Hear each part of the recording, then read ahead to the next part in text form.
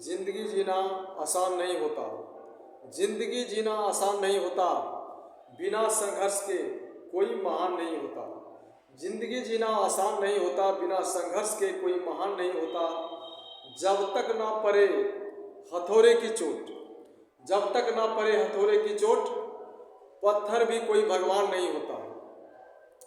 जीवन में जब तक संघर्ष नहीं करेंगे तब तक आप अच्छे नहीं बन सकते, अर्थात जीवन में आगे नहीं बढ़ सकते। इसलिए संघर्ष जरूरी है, चाहे कोई भी क्षेत्र हो, पढ़ाई का क्षेत्र हो या किसी भी क्षेत्र में आप काम कर रहे हैं, तो उसमें जब तक संघर्ष नहीं करेंगे आप निश्चित रूप से दूसरों से अच्छा नहीं कर पाएंगे।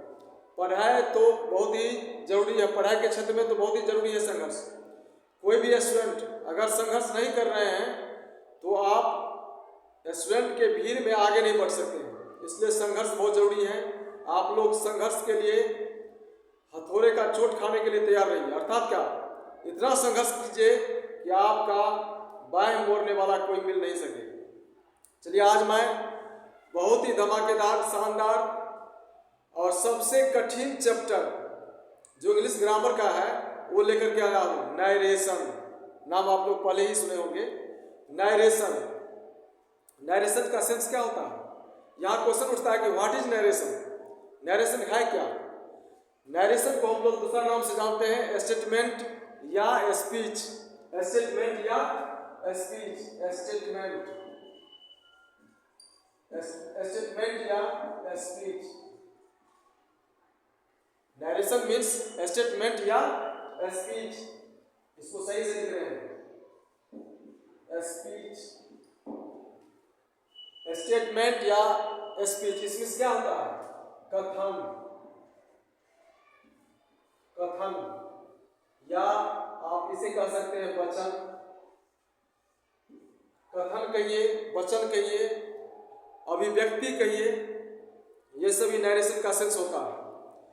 चलिए, सबसे पहले इसका डिफिनेशन हम लोग जान लेते हैं। व्हाट इज नरेशन, नरेशन है क्या? नरेशन है क्या? सबसे पहले डिफिनेशन जानिए। डिफिनेशन, परिभाषा।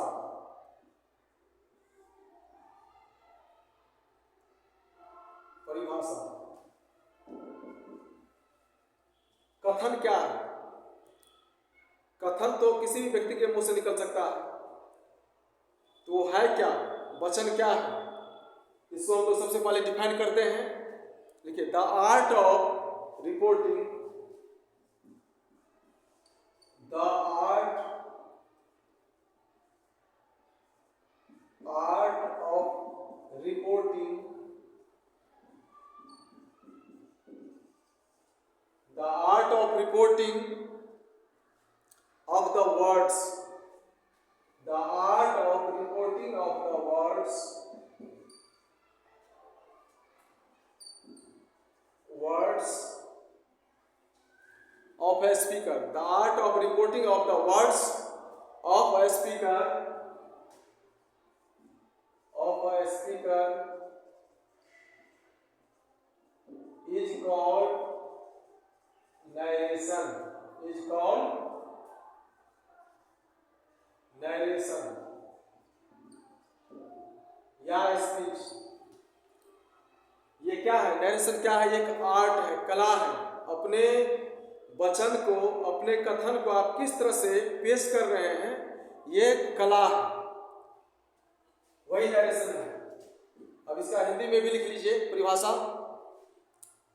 वक्ता के वचन को प्रस्तुत करने की कला को हम लोग नरेशन कहते हैं, कथन कहते हैं। वक्ता के वचन को, वक्ता के वचन को प्रस्तुत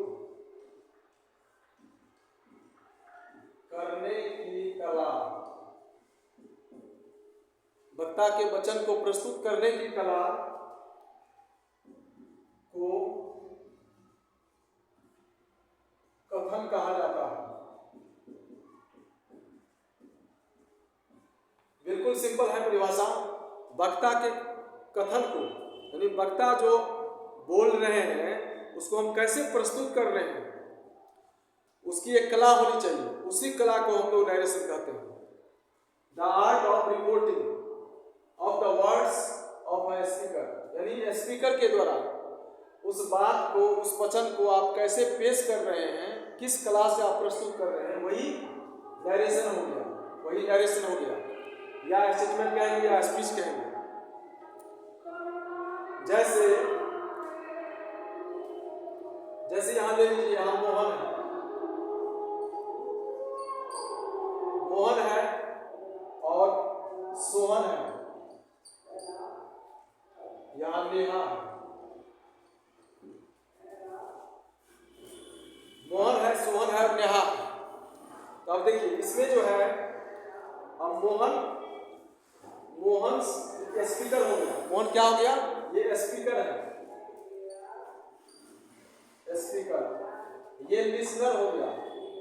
मोहन स्पीकर है, सोहन लिसनर है और नेहा भी लिसनर ही है। स्पीकर, लिसनर, नेहा भी लिसनर है। मोहन हो गया स्पीकर, मोहन हो गया वक्ता।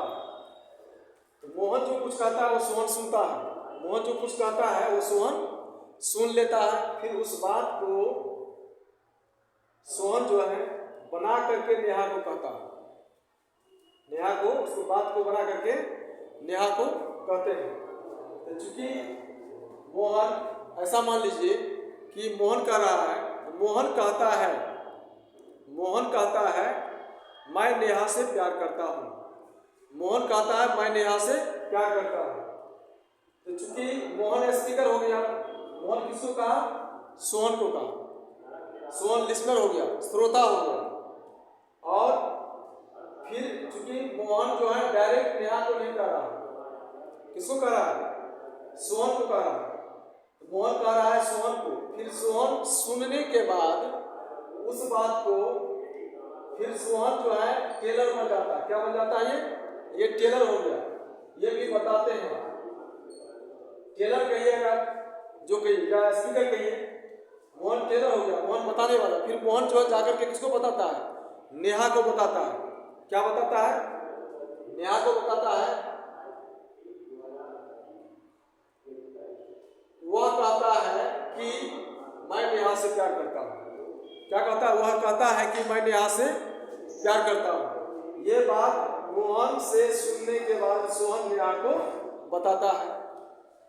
फिर सोहन जो है टेलर बन जाता है, लिसनर हो जाता है नेहा। नेहा श्रोता बन गई। जब तक नरेशन में सिर्फ एक व्यक्ति के साथ ये वचन हो ही नहीं सकता है, किसी कथन को हम स्पष्ट नहीं कर सकते हैं। इसमें 3 व्यक्ति का होना जरूरी हो जाता है। एक तो लिसनर रहेंगे, एक स्पीकर रहेंगे। डायरेक्ट के लिए 2 हैं, स्पीकर और लिसनर, स्पीकर और लिसनर। जब इनडायरेक्ट में जाएंगे तो फिर सेकेंड लिसनर हो जाएगा। फर्स्ट लिसनर हो गया सोहन, सेकेंड लिसनर हो गया नेहा। डायरेक्ट मोहन नेहा से नहीं कहा, मोहन ने सोहन को कहा, फिर सोहन जो है नेहा को कहा। अर्थात क्या? मोहन की बात को सोहन पहुंचाया नेहा तक। ये इनडायरेक्ट रूप से गया। किससे गया? इनडायरेक्ट रूप से गया। चलिए अब इसको हम लोग एग्जाम्पल से समझते हैं। ये तो बिल्कुल क्लियर है कि नरेशन जो है कला है। क्या है? बात को पेश करने की कला है, प्रस्तुत करने की कला है, आर्ट है। इसको हम लोग अब चलेंगे आगे तो पता चल जाएगा कि इसको हम 2 रूप से प्रस्तुत करते हैं, डायरेक्ट और इनडायरेक्ट। एग्जाम्पल पर चलते हैं आप। चलिए इसका एग्जाम्पल ले रहे हैं, एग्जाम्पल से बिल्कुल स्पष्ट हो जाएगा। आप लोग इसे अपने कॉपी में नोट करते जाइए, डिफिनेशन को भी, ताकि बाद में आप रिवीजन कर सकें आसानी से। चलिए अब लेते हैं, अब इसको लेते हैं हम एग्जाम्पल। चलिए अब एग्जाम्पल पर चलते हैं। एग्जाम्पल से ये स्पष्ट हो जाएगा कि कथन को कैसे हम लोग व्यक्त करते हैं। यहाँ एक एग्जाम्पल लिए हैं। वह कहता है मैं मैं नेहा से प्यार करता हूँ। वह कहता है मैं नेहा से प्यार करता हूँ। अब देखिए इस सेंटेंस में डबल है, खंड है, दो खंड है।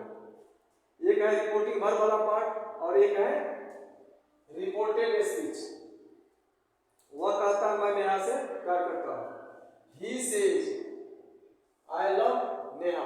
He says I love Neha. तो ये अब देखिए सेंटेंस में है क्या क्या ये जान लीजिए। यहाँ कॉमा से अलग किया गया है। सेंटेंस में जब ये इन्वर्टेड कॉमा के अंदर जो पार्ट रहेगा उसे रिपोर्टेड स्पीच कहते हैं। क्या कहते हैं? Reported speech. रिपोर्टेड स्पीच अर्थात क्या? रिपोर्टर के द्वारा। ये हो गया रिपोर्टर या स्पीकर, ये हो गया रिपोर्टर या इसको स्पीकर भी कहेंगे। स्पीकर यानी वक्ता। ही से कौन कहता है? वह कहता है। वह कहता है आई लव नेहा, मैं नेहा से प्यार करता हूँ। ये रिपोर्टर हो गया, स्पीकर हो गया, सब्जेक्ट का काम करता है। और ये से जो है इसमें ये रिपोर्टिंग वर्ब है। क्या है ये? रिपोर्टिंग वर्ब है। इस पर बहुत कुछ डिपेंड करता है। नरेशन में रिपोर्टिंग वर्ब पर ही बहुत कुछ डिपेंड करता है। सेज ये हो गया रिपोर्टिंग वर्ब। Reporting verb. अब देखिए रिपोर्टिंग वर्ब है सिंपल प्रेजेंट टेंस से। जब ये reporting verb simple present tense में रहता है तो आगे का जो रिपोर्टेड स्पीच है उसका टेंस को बिल्कुल नहीं बदलना है। टेंस जो का त्यों रहेगा। अब रिपोर्टेड स्पीच में देखिए आई सब्जेक्ट हो गया, लव वर्ब हो गया, ये नेहा ऑब्जेक्ट हो गया। अब इसी को हम लोग चेंज करते हैं आईएस में। ये सेंटेंस है डीएस में। किसमें है? ऊपर का जो सेंटेंस है डीएस में है। DS it means direct speech. D for direct, S for speech, direct speech DS में है। अब इसको आईएस में चेंज किया गया है। IS it means I for indirect, S for speech. IS short में हम लिखे हैं। डीएस और आईएस लिखने से आप लोगों को पता चलता है कि ये डायरेक्ट में है और ये इनडायरेक्ट में है। चलिए आईएस में देखते हैं। सब्जेक्ट आ गया ही, अब आ गया सेज। अब देखिए यहाँ कॉमा और इन्वर्टेड कॉमा है, इसको गायब करने के लिए दैट लाना होता है। क्योंकि दैट जो है कंजक्शन है। दैट क्या है? कंजक्शन है। ये कनेक्ट करता है, दोनों पार्ट को कनेक्ट कर देता है। He said that। अब यहां बदल गया, आया बदल गया ही के अनुसार अर्थात सब्जेक्ट के अनुसार। फर्स्ट पर्सन सब्जेक्ट के अनुसार बदलता है, फर्स्ट पर्सन सब्जेक्ट के अनुसार बदलता है, इसलिए आया बदल गया इसके अनुसार। यहां आ गया ही। अब जब ये ही आ गया और टेंस भी नहीं बदलेगा तो उसके अनुसार वर्ब को चलना होता है। तो क्या हो जाएगा? वर्ब के साथ यस जोड़ेंगे कि नहीं? एस यस जोड़ना पड़ता है। ही लव्स ये तो ऑब्जेक्ट है, सेम रहेगा। अब देखिए आईएस वाले सेंटेंस में आप देख रहे हैं कि अब कोई कॉमा नहीं है, ना इन्वर्टेड कॉमा है। दैट आने के बाद ये कॉमा और इन्वर्टेड कॉमा गायब हो जाता है। ऐसा क्यों होता है? क्योंकि ये कनेक्ट हो जाता है, दोनों सेंटेंस को हम लोग जोड़ देते हैं। अब इसका सेंस बदल गया। वह कहता है कि, वह कहता है कि। अब देखिए दैट जो है यहाँ, वैसे जनरल सेंस में दैट का सेंस होता है वह, लेकिन यहाँ वह का सेंस नहीं ला रहा है। क्योंकि ये कंजक्शन का काम किया है, ये कनेक्ट किया है, तो इसका सेंस हो गया कि। ही सेज दैट, वह कहता है कि मैं नेहा से प्यार करता हूँ। वह कहता है कि मैं नेहा से प्यार करता हूँ। ये मैसेज कौन दिया? सोहन ने नेहा को दिया। मोहन पहले सोहन को बोला, सोहन और सोहन नेहा को बोला। चलिए एक एग्जाम्पल हो गया। अब चलते हैं इसके काइंड्स पर। इसके काइंड्स को हम लोग समझते हैं कि नरेशन के कितने काइंड्स हैं और वो है क्या। नरेशन के कितने काइंड्स हैं और वो क्या है। चलिए अब काइंड्स पर चलते हैं। अब पहले इसको हम इरेज कर रहे हैं। चलिए अब इसके काइंड्स पर चलते हैं कि नरेशन के कितने काइंड्स हैं, नरेशन कितने प्रकार के होते हैं। there are two kinds of narration.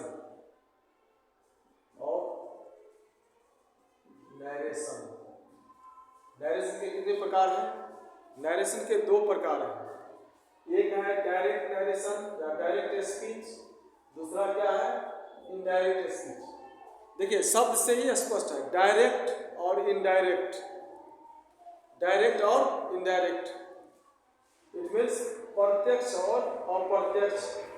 पहला हो गया डायरेक्ट, दूसरा हो गया इनडायरेक्ट। यानी नैरेशन के सिर्फ दो ही पार्ट हैं, डायरेक्ट है, इनडायरेक्ट है।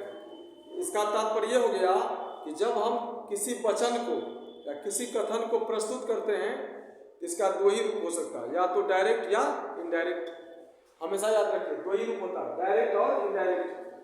अब ये जानिए कि डायरेक्ट कथन क्या है, डायरेक्ट कथन किसे कहते हैं और इनडायरेक्ट कथन किसे कहते हैं। डायरेक्ट स्पीच क्या है, इनडायरेक्ट स्पीच क्या है, प्रत्यक्ष कथन और अप्रत्यक्ष कथन क्या है। सबसे पहले जानते हैं प्रत्यक्ष कथन को, इसकी परिभाषा को सबसे पहले जानते हैं। When shows the original speaker's word, when shows the original speaker's word, then it is called direct speech। स्पष्ट हो गया? जब हम स्पीकर के ओरिजिनल यानी स्पीकर के मुंह से जो निकला उसी बात को हम पेश कर दिए तो डायरेक्ट हो गया। जैसे शिक्षक कहते हैं मैं पढ़ाता हूँ, तो शिक्षक के मुंह से क्या निकला? शिक्षक कहते हैं मैं पढ़ाता हूँ। शिक्षक के मुंह से जो वर्ड निकला उसी वर्ड को जाकर के हम दूसरी जगह पेश कर दिए तो डायरेक्ट हो गया।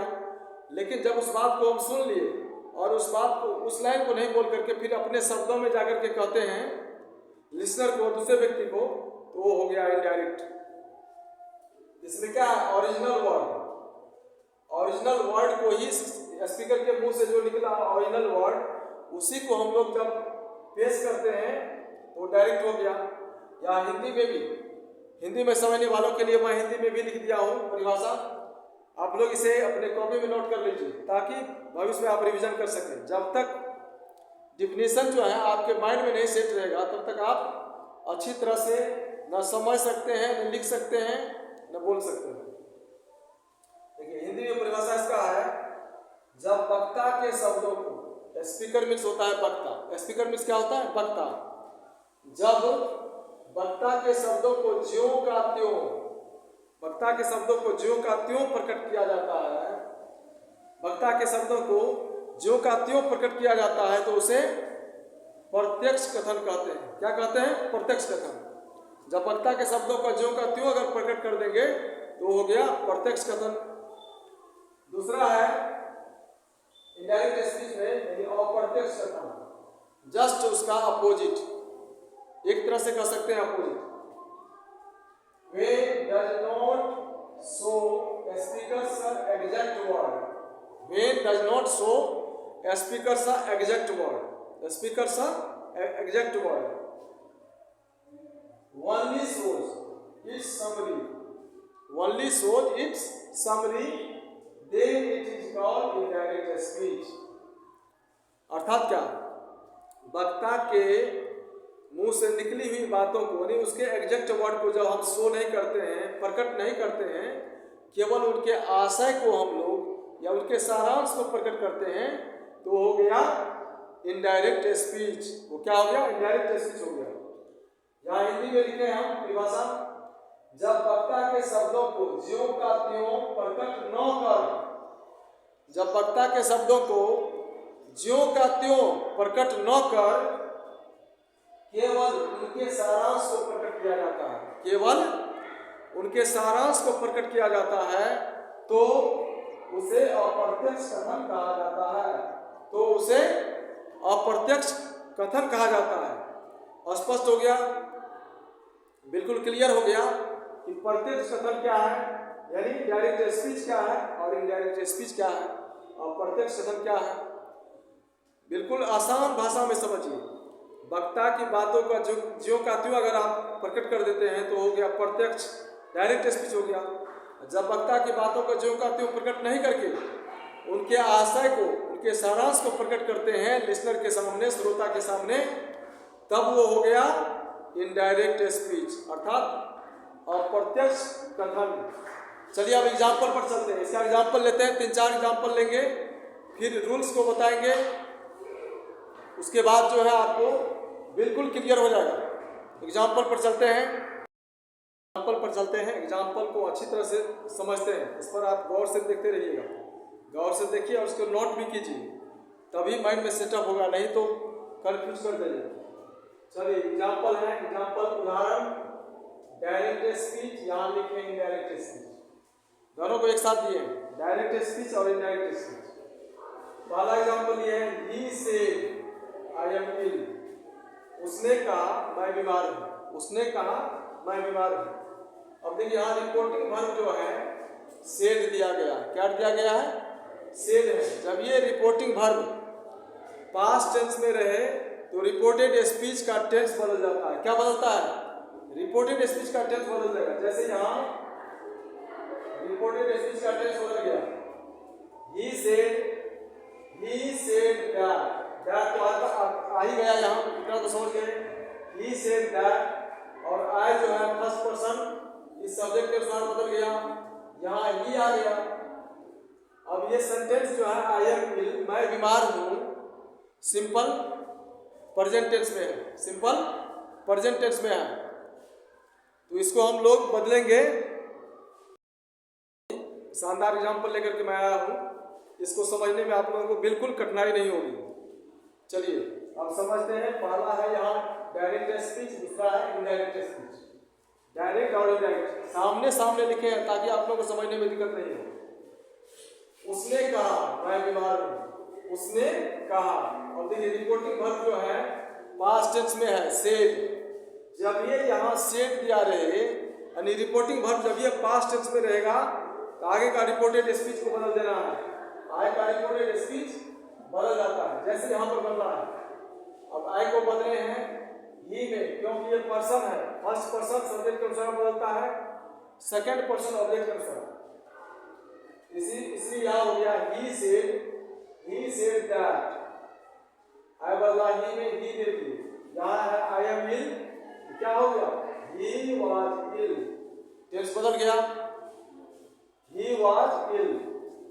उसने कहा मैं बीमार हूँ, इन्वर्टेड कॉमा के अंदर है रिपोर्टेड स्पीच, इसमें इन्वर्टेड कॉमा गैप हो गया। उसने कहा कि मैं बीमार हूँ, उसने कहा कि मैं बीमार हूँ। नेक्स्ट एग्जांपल है example number B, Ram says to me. यहाँ ध्यान दीजिए, इस रिपोर्टिंग वर्ब वाला पार्ट में सब्जेक्ट है, सेज टू है, यहाँ मी है, ऑब्जेक्ट भी है, ये रिपोर्टिंग वर्ब हो गया। सेज टू बदला जाता है किसमें? टेल्स में, वो भी मैं अभी लिख रहा हूं थोड़ा देर के बाद। Ram says to me I am your friend, Ram says to me I am your friend. Ram मुझसे कहता है मैं तुम्हारा दोस्त हूँ, राम मुझसे कहता है मैं तुम्हारा दोस्त हूँ।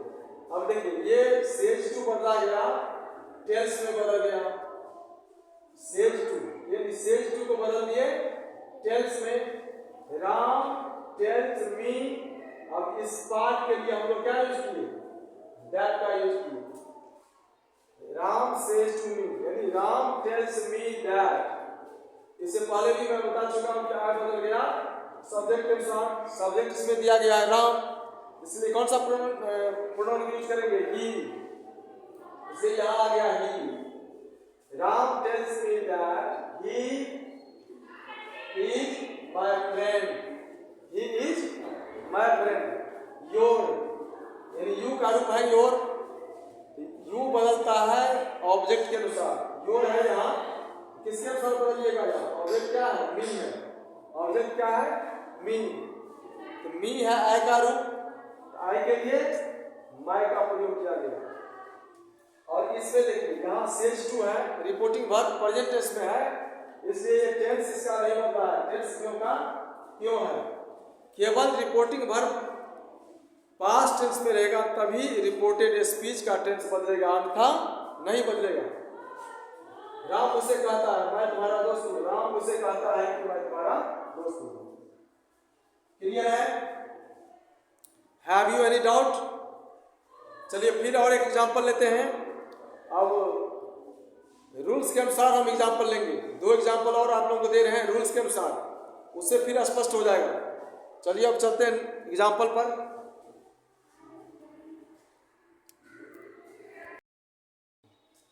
अब हम लोग चलते हैं रूल्स पर।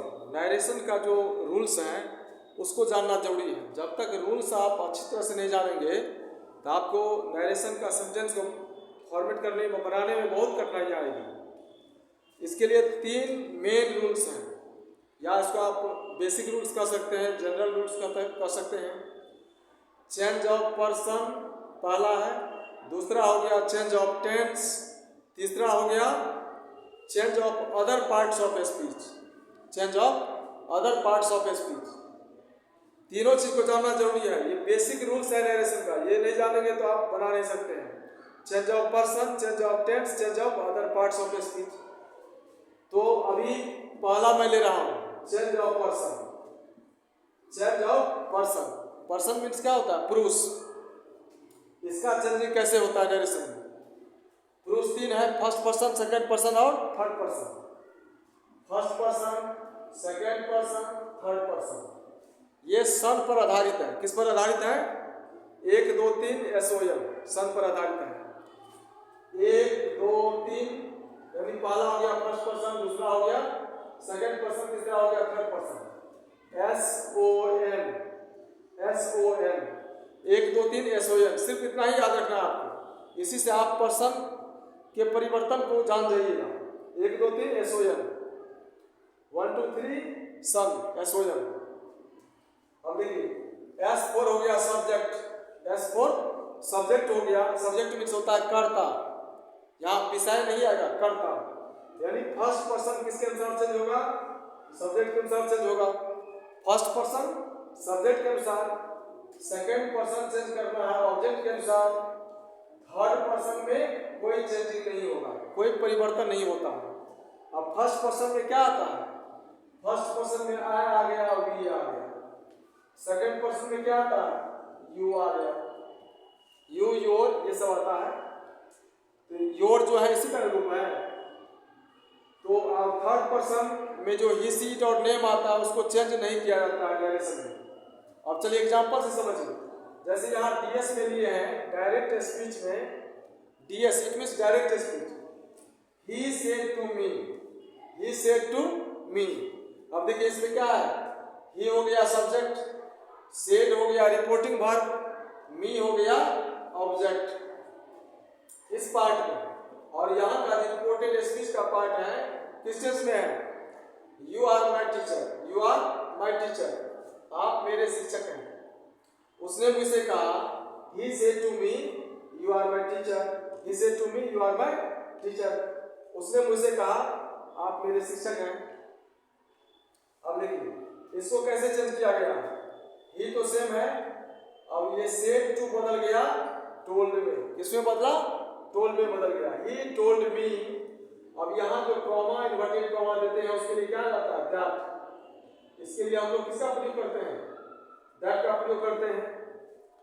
अब यहाँ है यू, यू कौन सा पर्सन हो गया? सेकंड पर्सन हो गया। यू हो गया सेकंड पर्सन। सेकंड पर्सन किसके अनुसार चेंज होगा? ऑब्जेक्ट के अनुसार। किसके अनुसार? ऑब्जेक्ट के अनुसार। ऑब्जेक्ट क्या है यहाँ? मी, आई का ही रूप है मी। यहाँ क्या दे देंगे? मी डायरेक्ट नहीं लिखना है, मी डायरेक्ट नहीं लिखना है, गलत हो जाएगा। उसको प्रोनाउन के रूप में लिखेंगे। यहाँ आ गया आई, he told me that I. अब देखिए यहाँ आर का यूज किया गया है, क्या आ गया? पास्ट टेंस का आ गया ना सेंटेंस, क्योंकि इसमें सेट दिया गया है, पास्ट टेंस में आ गया। आई वाज, मैं बदला हिज में। मैं किसमें बदला? क्योंकि आई का ही रूप है, ये किसके अनुसार बदल गया? इसके अनुसार, इस ही के अनुसार। ही का क्या हो जाएगा अपना के लिए? हिज आ जाएगा। He told me that I was his teacher, ये तो ऑब्जेक्ट है, इसको सिर्फ जो कहते हुए रख देना है। He told me that I was his teacher. अभी आपको ये पर्सन का जो चेंजिंग समझ में आ गया होगा। फर्स्ट पर्सन को सब्जेक्ट के अनुसार बदलना है, सेकंड पर्सन ऑब्जेक्ट के अनुसार बदलना है, थर्ड पर्सन में कोई चेंज नहीं किया जाएगा। थर्ड पर्सन में कोई चेंज नहीं किया जाएगा। चलिए इसको नोट कर लीजिए जल्दी जल्दी, इसी डायग्राम में नोट कीजिए। जब तक आप डायग्राम फॉर्म में नोट करेंगे तो आपको आसानी से समझ में आएगा कि कौन किस तरह से बदला है। और फिर मैं बताता हूं कि सेज किस में बदलता है, सेड टू किस में बदल जाता है, और सेड टू किस में बदलेगा, सब मैं बता रहा हूं अभी जस्ट। चलिए इसको इरेज करते हैं। चलिए अब रिपोर्टिंग वर्ब को कैसे बदला जाएगा ये मैं बताने जा रहा हूँ। रिपोर्टिंग वर्ब को इस प्रकार बदलना है।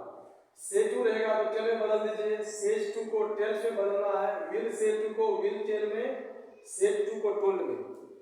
फिर एक बार रिपीट कीजिए, से टू को बदला जाएगा टेल्स में, सेज टू को टेल्स में, विल से टू को विल टेल में, सेज टू को टोल्ड में। अब आज थैंक यू वेरी मच। फिर मिलते हैं नेक्स्ट वीडियो में, नेक्स्ट नरेशन का नेक्स्ट पार्ट लेकर के, पार्ट 2 में मिलेंगे। फिर टेंस के अनुसार मैं बताऊंगा कि कैसे चेंज करते हैं नरेशन में। Thank you for watching this video.